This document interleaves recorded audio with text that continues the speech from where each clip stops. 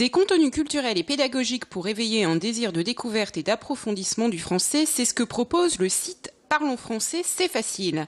Et pour l'occasion, Yamina Benguigui, ministre déléguée auprès du ministre des Affaires étrangères, était à Lille.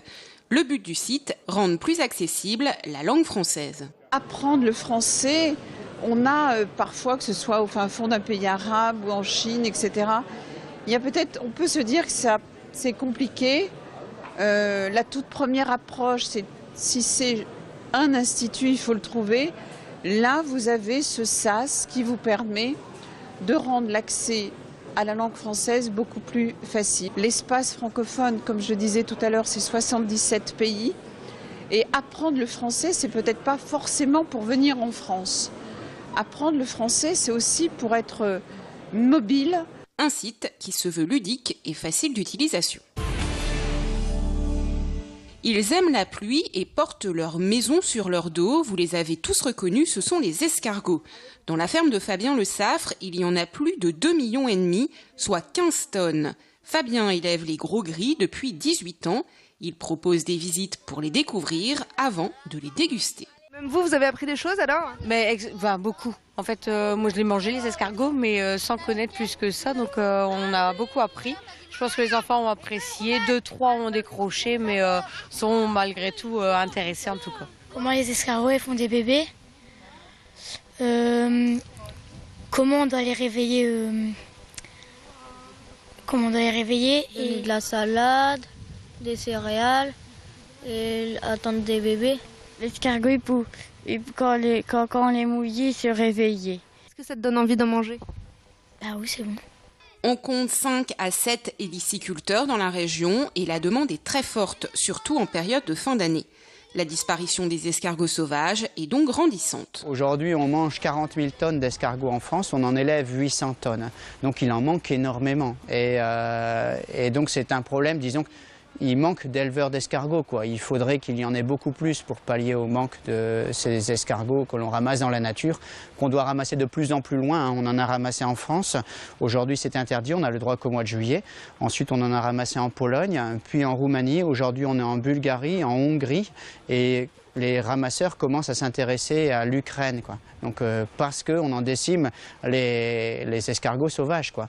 Donc comme dans les mers on vide les poissons, on fait la même chose avec les escargots. La visite se finit toujours avec une course d'escargots, bien sûr. Plus de 27 000 personnes attendues au Grand Stade pour Rihanna. Et ce sera le premier concert dans la configuration Arena, la boîte à spectacle du Grand Stade de Lille. Depuis mardi, la technique soulève les 4500 tonnes du plateau nord de la pelouse et le fait glisser sur le côté sud. 300 personnes de la production de la chanteuse sont attendues ensuite pour monter la scène de la tournée Diamonds Tour. Info pratique, seules les navettes Les Prés seront activées entre 17h30 et 19h30 et 1 heure après le concert.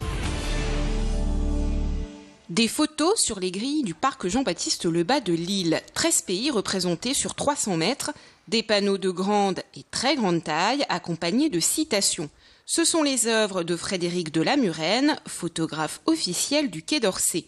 L'exposition au large de la France, c'est 200 photographies qui proposent de vous faire découvrir la diplomatie de terrain, mais aussi ces Français ordinaires ayant choisi de vivre et de s'engager à l'étranger. À voir jusqu'au 18 août. Et on finit cette édition avec une idée de sortie pour ce week-end. Structure gonflable, table de ping-pong, atelier maquillage. Bienvenue à Wascal Plage. L'objectif de cet événement, offrir aux Wascaliens un lieu de vacances gratuit et chacun y trouve son bonheur. On a pique-niqué là dans l'herbe en début d'après-midi et après les enfants se sont amusés, ils ont aimé le maquillage, les jeux, tout est très bien. Ça se passe bien, il y a du monde, il y a plein d'activités. C'est bien, c'est la 2e année que je viens ici. Ouais, c'est super bien organisé, il y a plein de choses à faire. Je suis venue par hasard avec ma fille, on a vu le panneau Wascal Plage, donc pour qu'elle puisse prendre un peu l'air cet après-midi.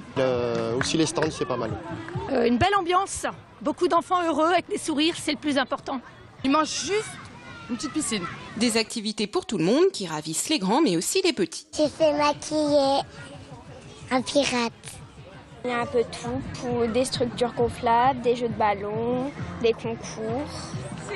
Du basket, du foot. On s'amuse, il y a des activités exprès pour les enfants, pour les ados, pour les adultes, donc c'est bien. On s'amuse, il y a les animateurs, ils sont gentils. Bien le jet d'eau pour se rafraîchir. On aime bien faire bronzette aussi. Ouascal Plage, c'est jusqu'au 11 août de 12h à 19h. Et l'actualité se poursuit en ce vendredi 19 juillet sur Grand Lille TV. La suite des programmes, et c'est dans quelques instants sur Grand Lille TV.